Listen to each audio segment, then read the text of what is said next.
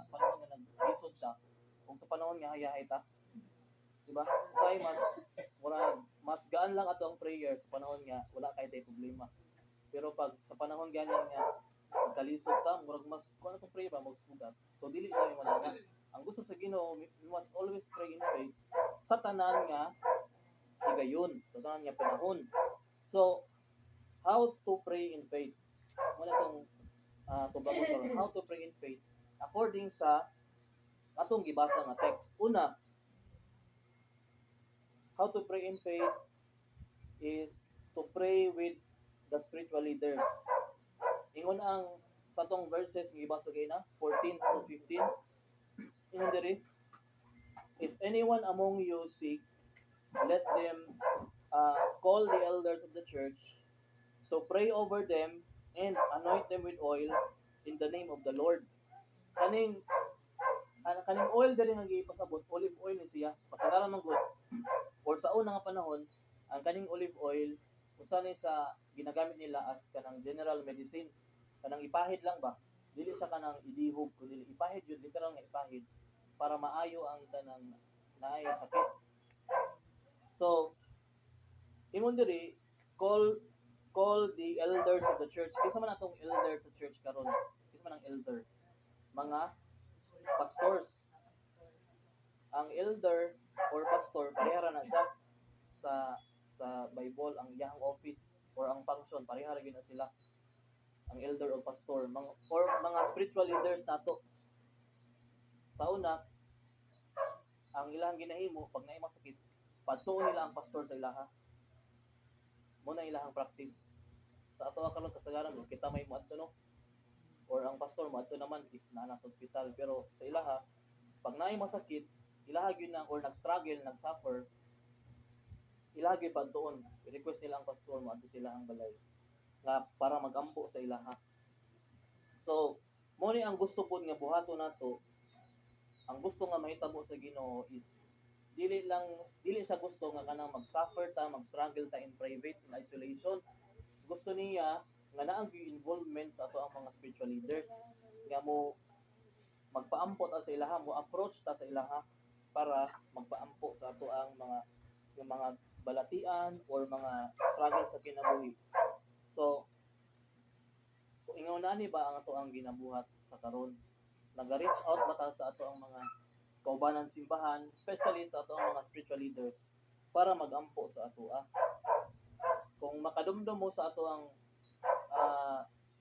sa Book of Acts chapter 2, they devoted themselves kada adlaw sa apostles' teaching, sa breaking of bread, and then sa prayer. Di gyud na mawala, every day gyud na sila gatapok to pray sa matag usa. Ingana ang ilahang devotion. Ingon ani pat pud ta ka devoted karon magampo. What if himuon kada adlaw ang prayer meeting? Devoted ba ta mo adto? Once a week ra gani ang prayer cell o prayer meeting. Kay ang paano gud kung pangutana ka sa mga Kristohanon, nagatuo ba ka sa pagampo? O sila tubag, mutuo ko, pero kanang katingalahan kay gamay ray makita sa prayer meeting. So talag sa lagi mga pero nituo sila pagampo, pero talag sa lagi ga-appeal sa prayer cell. So nindot kayo ako ang observation sa iba. Nakasimba man may ato mo sa to. Nakasimba ta. Domingo po to wala na diri. Nakasimba mi dito.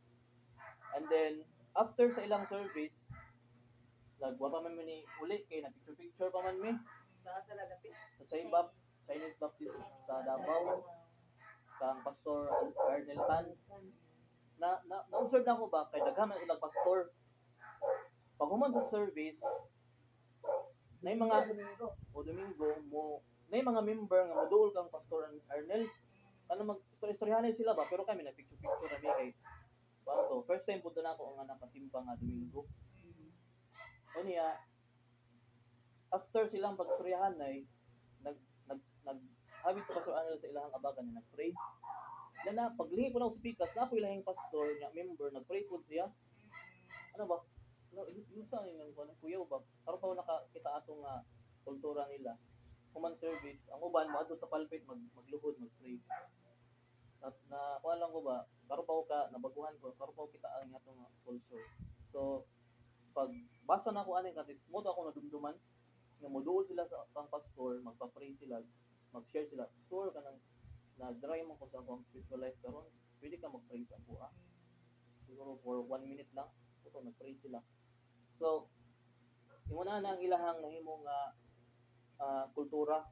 So, inguna na ba punta, nagaampo ba ta or naga-reach out ba ta sa atong mga spiritual leaders simbahan?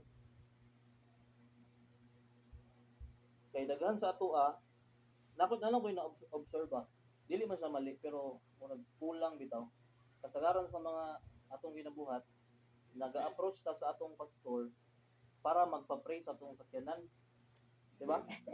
Pero wa ta nag-approach sa pastor para magpa-pray sa atong kaugalingon, di ba? Dili man siya mali pero kulang ba? Dapat appeal pud ang tag-iya. Pastor, pray pud mi. O ato nang nindot siya nga kay mo man yung ginabuhat nila sa early church.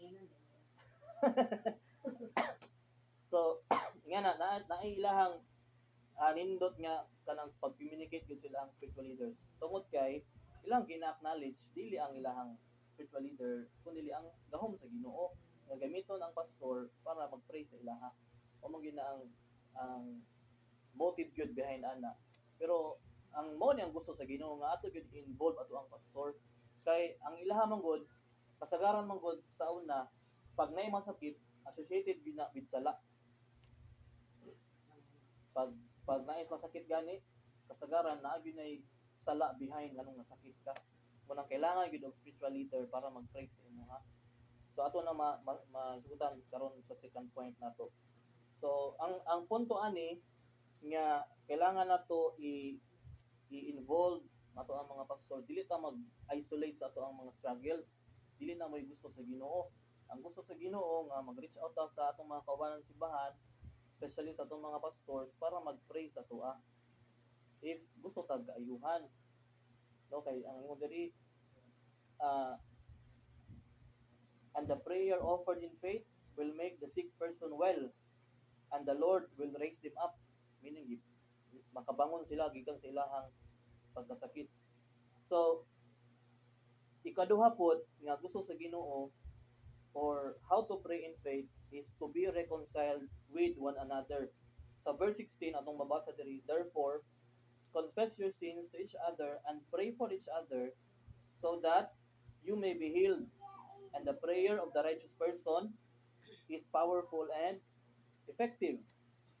Ako na mention gyud na nga associated gyud na ang sala sa imong sakit sa ilahang labi na sa ilahang time gyud. Labi na kanang sanglahon ka.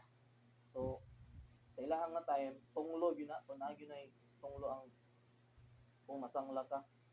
So sa ato apod sign inguna na pod nay mga kailangan nato i-confess. Walang gisugo ta sa Ginoo to confess and to pray for one another. Kay diri so that you may be healed. Dili lang ka ma-heal sa imong physical, pati po sa imong spiritual life ma-heal ka. Ngano man kay namay mo mga panahon nga nakapasakit sa atong mga kauban simbahan. So kailangan nato nga muduol sa iya musulti ta sa iya, sorry nakasala ako tong nakasala sa imo pwede ba ta mag-inampuay, di ba? So dili lang imuhang kanang spiritual life pod mahil, kundi ang imong kinatibuk-an na kay peace sa imong emotion, sa imong mental naay kaayuhan. So ang gusto sa Ginoo nga mahimong common practice sa mga Kristohanon nga naa gyud ang pagkumpisal o pag-inampuay sa matag usa na mag-uban gyud ng duha. Gusto sa Ginoo nga ingon ani ang atong ginabuhat nga mo-approach pud ta sa atong mga kaubanan, especially if naatay ubos, naatay bitterness nga nabati sa iyaha, ato gyud na siyang isugid sa ilaha. Kung nabantayan nato ang early Christians sa Acts gihapon, Acts 19:16, ingon diri, many also of those had believed kept coming and confessing and disclosing their practices. Sa ilahang openly sila naga-share sa ilahang mga struggle, sa ilang mga sala. Gina-share nila. And then kay nakabaluman sila sa struggle sa ilang igsoon, then mas makapray gid sila, di ba? Muna ang benefit wala na, mas makapray ta sila kay nakahibalo ta unsa day iyang struggles, unsa iyang sala nga gina-struggle niya. Mas makasabot ta sa tao and then mas makapray pa gyud tag lalom para sa iya ha. So mo ni ang ilahang practices sa una. So sa ato ang panahon karon sometimes ginatago ra nato ato ang mga struggles no kay maulaw man ta, say di nato gusto nga makahasol pud sa uban, nagproblema ba siya nya ako dugang pa ko problema sa iya ha. Usahay una natong pagbati pero ang gusto sa Ginoo nga buhaton is to confess. Kay nga naman ang katuyuan ana para ta mga ayo sa spiritual, dili lang sa physical kundi pati pud sa spiritual. No kay na mga panahon nga dili ta naga-share sa atong mga struggles especially sa sulod simbahan. Or what if sa sulod sa panimalay naga-share ba tag struggle sa atong kaubanan sa panimalay? Kay usahay man gud mas nakabalo pa ang mga tao sa gawas sa ilahang mga problema kaysa sa problema sa mga anak, kaysa sa ginikanan, di ba? Wa ta kabalo ba nga daday mga struggles ang mga anak nya wala lang siya naga-share. Nya napoy mga parents nga wala pud sila naga-share silang mga anak para magpa-pray. Say mas nakabalo pa ang tagagawas. Usahay ang ginabuhat pud ron mas una pa naga-post sa FB, nagamay day sa mga struggles. Dito na nagyaw-yaw sa mga Dito na ako nagbawi sa FB. dito na ka nakabalo. Kanya dili ba to mag-pray tong mga mag-react dito. Manawaran. Ang uban na to i-share pa naman nila. Katawaan pa ta, libakon pa ta. So mas better gyud nga ang gusto sa Ginoo nga buhaton nato mo approach ta sa atong mga kaigsuonan simbahan and to confess and to pray for each other. Nindot kay na ang kultura nga kung atong sundon ana mag-inampuay ba kaya ang tawag ana accountability partner nimo na kay accountability partner nga imo siyang ginasultihan sa imong mga struggles. So ingon ana ang gusto nga mahitabo sa Ginoo nga mahimong mas healthy ang church if more of us prayed for each other. Tungod kay ang Ginoo manggod maminaw gyud na siya, di ba? Ang Ginoo matinud-anon ug maayo siya ug maminaw siya ug mutubag gina sa atong mga pagampo. Unya naputoy kanta nga to nga ang Ginoo moayo kang dunuwen sa tupasot. You are the God who will me. Nga moayo sa atong mga sakit. So muna ang kinaiya sa Ginoo ato makita. Moayo gid siya sa atong mga balatian. If we confess and we pray for each other. Kay ang pag-ampo sa tawo nga matarong is powerful and effective, no, dako kahimuan. Nya usa pod nga gusto sa Ginoo on how to pray in faith is to pray earnestly like Elijah. Verses 17 to 18, no, pray earnestly like Elijah. In 17, he was a human being even as we are, and he prayed earnestly that it would not rain, and it did not rain on the land for 3.5 years. So kani si Elijah nga ipasabot diri morning prophet sa Old Testament nga ingon diri sa pulong sa Ginoo usa siya ka tawo nga pares sa atoa, meaning ordinaryo siya nga tawo pares sa atoa. Dili siya special nga kanang lahi siya kumpara sa atoa. He is also a human being, ordinary person. Pero ang iyang prayer mo niya kalahi kay naa siya earnest prayer. Ang iyang prayer is mainiton diya sa Ginoo. Nga unsay nahitabo sa iyang prayer? Di ba nagampo siya nga dili mo ulan. Nya wala gyud ni ulan sa sulod sa tulo ka tuig ug tunga. Tapos ni ampo na pud siya nga muulan. Tubag na pud sa Ginoo nga ni ulan. So tungod sa iyang mainiton nga pag-ampo. So gusto sa Ginoo di ay nga kung mag-ampo pud ay ta kailangan mainiton pud atong pag-ampo. Kasi may pasabot aning mainiton nga pag-ampo. Kana bang na puno sa pagsalig nga pag-ampo. Tininuod nga pag-ampo, seryoso nga pag-ampo, kanang dili half-hearted, dili ka nang casual, dili ka nang practices sa uban nga repeated nga prayer. Ang tinuod nga pagampo nga may niton kanang tinuod gyud, kanang walay pagduha-duha sa gahom sa Ginoo. Kay kung imo una-una, grabe ba naka-imposible nga, Lord, dili mo ulang unta na og tulo ka tuig ug tunga, pero nabuhat man gyud tungod sa iyang mainit nga pagampo. Kung makadumdum mo sa ano ba itong napriso si Peter sa Acts, unsay gibuhat sa church? Nagampo ingon ang sa Acts 12. Nagampo sila nga mainiton. And then united sila nga nagampo ang nag-gather sila ang church para magampo. And then unsay nahitabo? Ang Ginoo nagpadalag anghel unya gi pagawas niya si Peter sa prisuhan. No, grabe ang epekto sa grabe din ang epekto sa mainiton nga pagampo. Labi na kung united ta in prayer.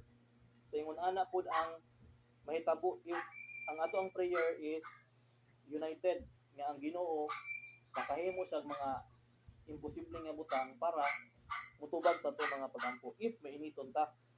Ingon ana bata magampo. Mainiton bagud ta nagampo diha sa Ginoo.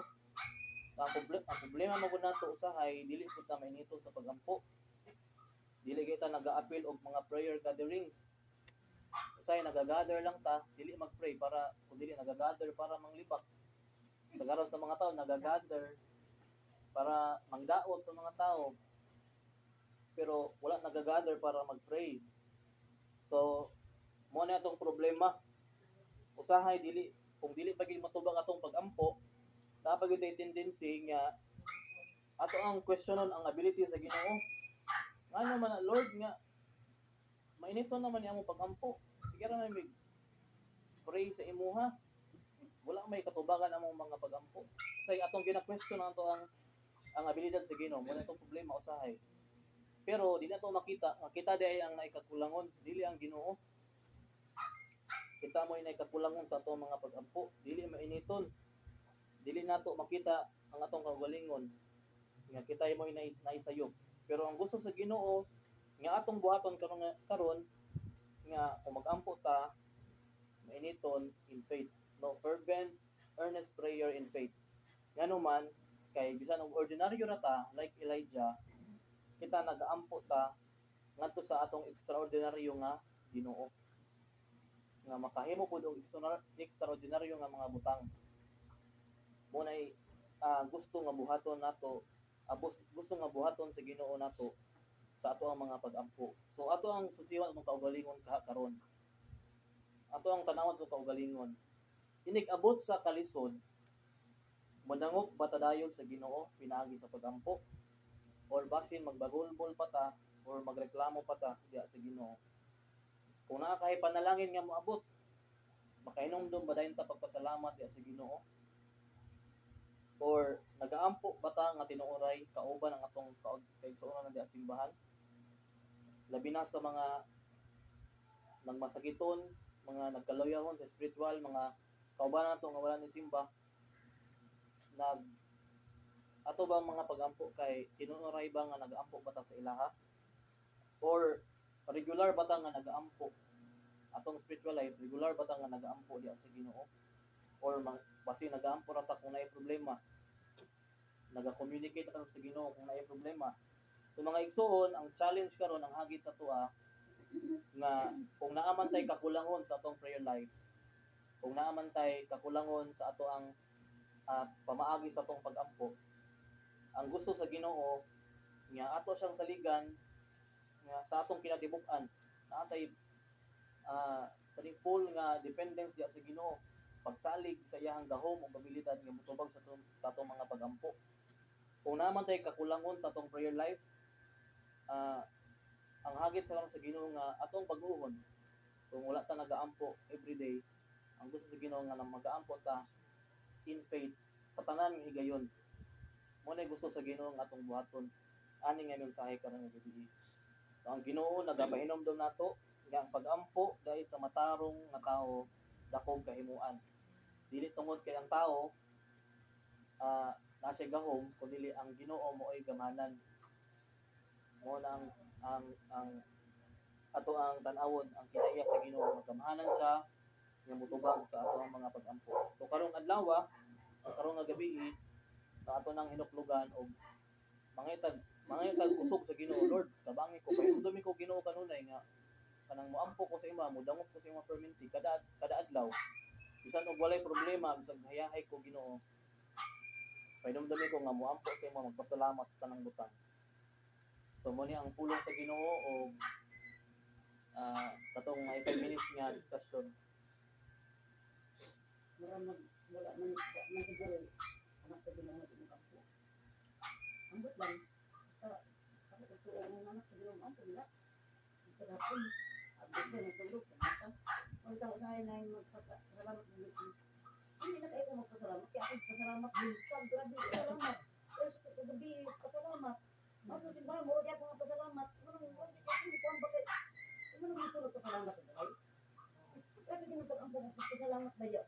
Kanya ang lahat ko na nasa wali ni Kuan, sige po kami ng kung siya nga pastor, si Pastor Villanueva Baidi. Nga ang minungdan dito sa balatian, asa ko lang gikan ang balatian sa sala. Ang sala gito mo kuan sa kanang sa sakit. Masakit ang tawag ko sa sala. Murag kang disiplina sa Ginoo ba ka. Ano yung tulad kanang